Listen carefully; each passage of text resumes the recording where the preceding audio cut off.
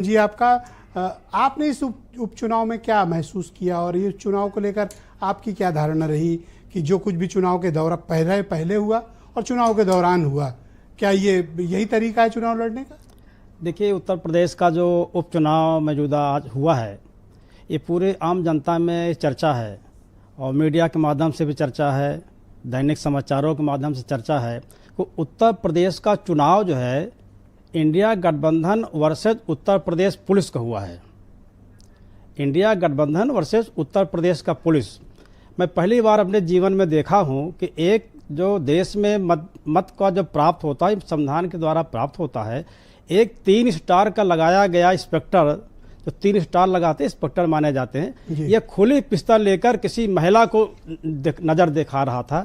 तो कितना दुख, मैंने खुद देखा, अपनी आँख से देखा है, इतना दुखदाई है। ये लोकतंत्र में अगर इतना गुंडागिर्दी करेंगे तो ये आपके लिए बहुत, भविष्य के लिए आपका बहुत अच्छा नहीं रहेगा। जिस तरह से देखिए, जब यहाँ पर बीजेपी के लोगों ने चिल्लाना प्रारंभ किया कि अगर 400 आ जाएगा तो हम संविधान को बदल देंगे, 400 आ जाएगा, मैं ये कर दूंगा, मैं ये कर दूंगा। इसमें हारे हुए जब अयोध्या हारे तो इनको चिंता हुई कि भाई गुंडा के माध्यम से ही, गुंडाई के माध्यम से हम जीत सकते हैं। ठीक है, आप गुंडाई के माध्यम जीत सकते हैं, लेकिन सरकार अदला बदली होती है। सरकार अदला बदली होती है, जब सरकार आएगी तो आप चिल्लाना प्रारंभ करेंगे। लेकिन मैं तो अनुरोध करूंगा चुनाव आयोग को कि चुनाव आयोग को तुरंत इंस्पेक्टर को गिरफ्तार कर लेना चाहिए और गिरफ्तार कर इसको जेल भेजना चाहिए और इस एसएसपी और डीएम से तुरंत जवाब तलब करना चाहिए।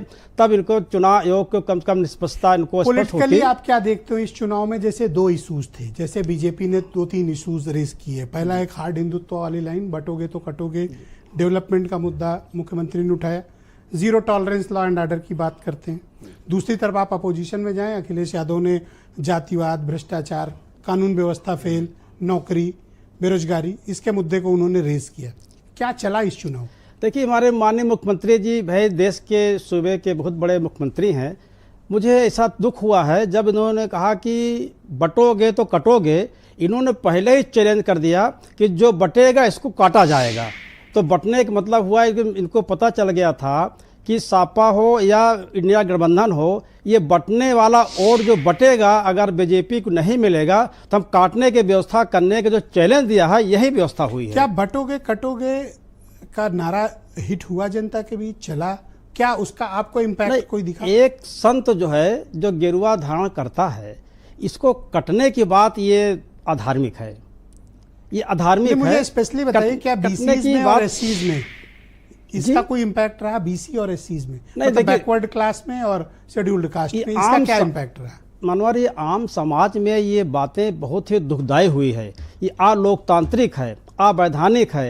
ये एक संत हो, एक मुख्यमंत्री हो, समझते हैं ना? मैं नहीं समझता। आम समाज, जनता क्या चर्चा, आम समाज में ये चर्चा का विषय है, गांव में चर्चा का विषय है कि मुख्यमंत्री कहे कटोगे। ये बात कह के समाज को बहुत गुमराह किया है और भयभीत किया है। और ये अलोकतांत्रिक व्यवस्था जो किया है, समाज में डरे हुए हैं कि अगर ये मुस्लिम समाज के लोग वोट नहीं देंगे तो जिस तरह से आपके बहराइच में हुआ था कि एक आदमी की हत्या हुई, ये हत्या करने वालों को दंड मिलना चाहिए, फांसी मिलना चाहिए, न्यायपालिका फांसी दे। लेकिन 100 लोगों को आपने तुरंत बुलडोजर चलाने का जो आदेश दिया था, अगर न्याय प्रक्रिया न होती तो 100 लोग का मकान गिरा दिया जाता। तो ये जो गौतम साहब, मैं दूसरे चरण